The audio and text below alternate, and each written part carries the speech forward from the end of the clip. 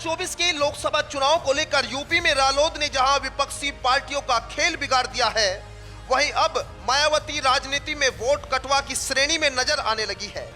जो बसपा उत्तर प्रदेश में सरकार चला चुकी है, वही मौजूदा राजनीतिक हालात को देखते हुए बसपा सिर्फ बीजेपी की बी टीम के तौर पर अपनी पहचान बनाती दिखने लगी है। दरअसल ये हम नहीं कह रहे, बल्कि लोकसभा चुनाव को लेकर हुए ताजा सर्वे में हालात कुछ इसी तरह के नजर आने लगे हैं। बता दें कि आगामी लोकसभा चुनाव को लेकर उत्तर प्रदेश में सियासी जंग तेज हो गई है। एनडीए का मुकाबला करने के लिए सपा कांग्रेस मिलकर चुनाव लड़ रहे हैं, लेकिन बहुजन समाज पार्टी ने अकेले चुनाव लड़ने का ऐलान किया है। ऐसे में मायावती किसका खेल बिगाड़ेगी, इसे लेकर एक निजी चैनल का सर्वे सामने आया है, जिसने राजनीतिक हलचल बढ़ा दी है। विपक्षी दलों का इंडिया गठबंधन लगातार बसपा सुप्रीमो मायावती को अपने साथ लाने की कोशिश में जुटा है, लेकिन मायावती साफ कह चुकी है कि बसपा इस बार अकेले ही लोकसभा का चुनाव लड़ेगी। ऐसे में मायावती के इस ऐलान के बाद यूपी की लड़ाई त्रिकोणीय हो चली है। निजी चैनल का उत्तर प्रदेश को लेकर जो सर्वे सामने आया है, उसके तहत बहुजन समाज पार्टी इंडिया गठबंधन का खेल पूरी तरह से बिगाड़ रही है। सर्वे के मुताबिक बीजेपी की अगुवाई वाले एनडीए गठबंधन को 51% वोट मिलने का अनुमान जताया जा रहा है। इसके साथ ही सपा कांग्रेस के इंडिया गठबंधन को 35% वोट मिल सकते हैं।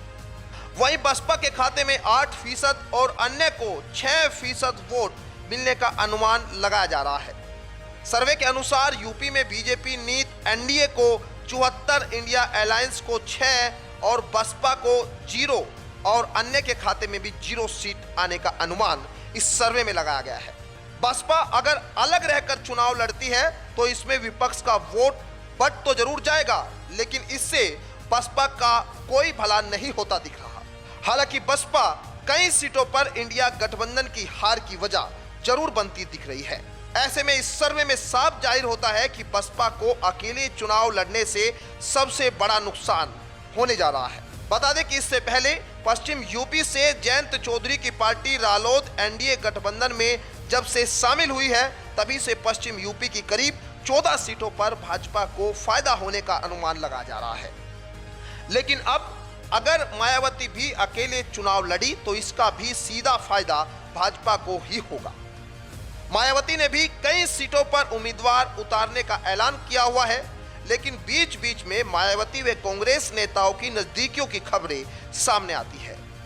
ऐसे में अगर 2019 के लोकसभा चुनाव की बात की जाए तो यहां बसपा और सपा ने इसे मिलकर लड़ा था। यह यूपी का सबसे मजबूत गठबंधन माना जा रहा था, लेकिन इसमें भी सपा को सिर्फ 5 सीटों पर ही जीत हासिल हुई थी, जबकि बसपा 0 से 10 सीटों पर पहुंच गई थी। इस चुनाव में सपा को 18.11% वोट मिले थे और कांग्रेस सिर्फ 1 सीट रायबरेली तक ही सिमट कर रह गई थी। राहुल गांधी को भी अमेठी सीट पर हार का सामना करना पड़ा था। ऐसे में यह देखना बड़ा दिलचस्प हो जाता है कि मायावती चौंकाने वाले फैसलों के लिए जानी जाती है, लेकिन क्या अब फिर वो ऐसा कोई फैसला लेने जा रही है जिससे राजनीति में कोई बड़ा उलटफेर हो सकता है। Bureau report, news 18।